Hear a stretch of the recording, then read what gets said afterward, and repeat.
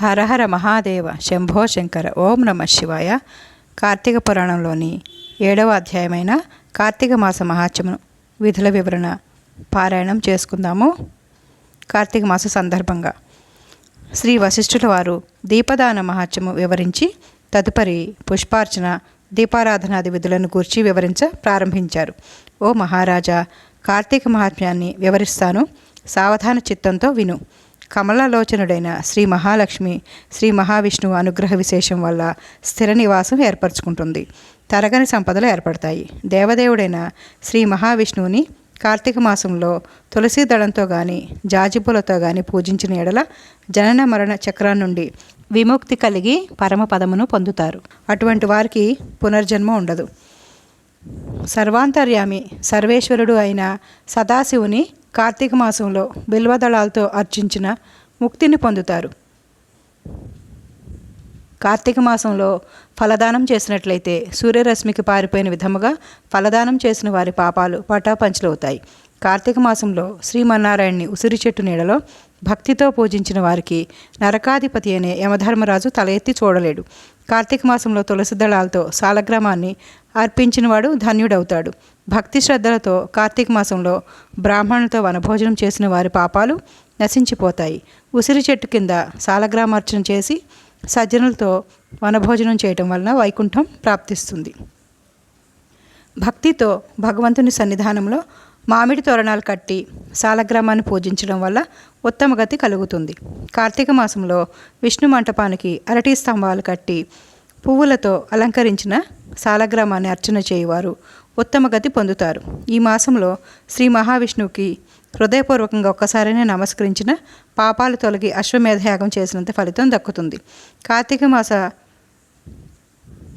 భగవంతుని మ్రోల, జపం, హోమం, దేవతార్చన చేసేవారు తమ పితృదేవతల సహితంగా వైకుంఠం పొందుతారు. కార్తీక మాసంలో వస్త్రదానం చేసినట్లయితే అనేక అశ్వమేధ యాగాలు చేసిన ఫలితం ప్రాప్తిస్తుంది. కార్తీక మాసంలో విష్ణు దేవాలయ శిఖరాన ధ్వజం కట్టేవారి పాపాలు గాలికి దుమ్ము ఎగిరిపోయిన విధంగా ఎగిరిపోతాయి. ఓ మహారాజా, నల్లని అగసిపూలతో కానీ తెల్లని అగసిపూలతో కానీ కేశవ పూజన చేసిన వారికి 10,000 యజ్ఞాల వల్ల కలిగే ఫలితం కలుగుతుంది. ఆవు పేడతో తులసి కోట ముందు అలికి శంఖం, పద్మం, స్వస్తిక్ మొదలైన ముగ్గులు వేసి అలంకరించిన స్త్రీలు విష్ణు శిష్యురాండ్రు అవుతారు. కార్తీక శుద్ధ చతుర్దశి యందు, కార్తీక బహుళ చతుర్దశి యందు కానీ విష్ణు సన్నిధిలో దీపారాధన చేయడం వలన కలిగిన ఫలితాన్ని వివరించడానికి సృష్టికర్త అయిన బ్రహ్మకు కూడా సాధ్యపడదు. కార్తీక చతుర్దశి యందు ప్రమిదలో నువ్వుల గింజలు వేసి అగసి పువ్వులుంచి కేశవాలయంలో దీపం వెలిగించి శ్రీ మహావిష్ణువుకు దీపారాధన చేయవలెను. కార్తీక పౌర్ణమి నాడు జిల్లేడు పూలతో శివారాధన చేసిన వారికి దీర్ఘాయుర్దాయం కలిగి మరణానంతరం శివ సాయుధ్యం కలుగుతుంది. కార్తీక మాసంలో మల్లెపూలతో నారాయణ్ణి పూజించినట్లయితే సూర్యోదయం వల్ల చీకట్లు పోయిన విధంగా అన్ని పాపాలు పటాపంచలవుతాయి. తులసి కాష్టంతో తీసిన గంధాన్ని శ్రీ మహావిష్ణువుకు అర్పించినట్లయితే పాప విముక్తి పొంది విష్ణు సాయుధ్యాన్ని పొందుతారు. బ్రోల నర్తకుని వలె నాట్యం చేసినట్లయితే జన్మాంతరార్జితమైన పాపాల నుండి విముక్తి కలుగుతుంది. కార్తీక మాసంలో కేశవ దేవాలయాన్ని అందంగా తీర్చిదిద్దిన వారు వైకుంఠంలో విష్ణు పదాన్ని పొందుతారు. కార్తీక మాసంలో అన్నదానం చేయటం వల్ల సకల పాపాలు పోతాయి. నదీ స్నానం, నువ్వుల దానం, బ్రహ్మపత్రమున భోజనము, కార్తీకమున అన్నదానం, ఈ 4 సమాన ఫలప్రదాలని పెద్దలు అంటుంటారు. కార్తీక పౌర్ణమి నాడు స్నానం, దానం చేయని వాళ్ళు అనేక సార్లు కుక్క జన్మలెత్తి చివరికి చండాల జన్మ పొందుతారు. కార్తీక మాస వ్రతం చేయని పురుషుడు కానీ స్త్రీ కానీ అనేక జన్మల్లో గాడిదగా పుడతారు.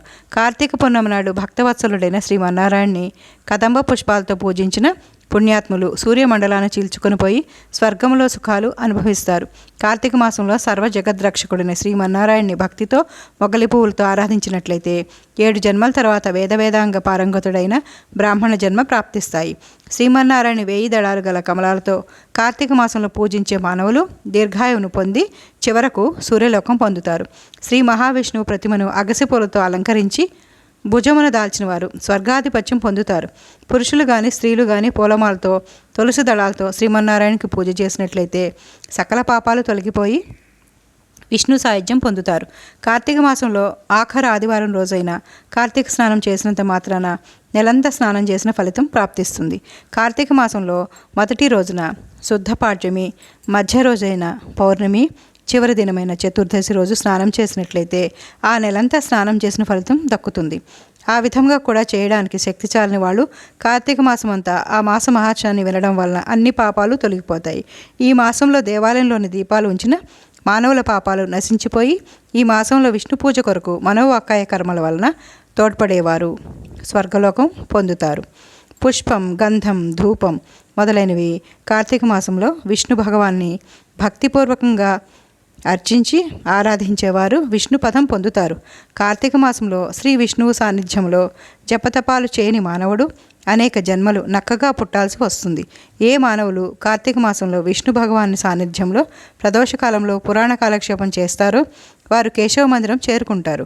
ఈ కార్తీక మాసంలో సాయంకాలం సమయమందు స్తోత్ర పాఠాలని పారాయణ చేసేవారు స్వర్గసుఖాలు అనుభవించి అనంతరం శాశ్వత ముక్తిని పొందుతారు.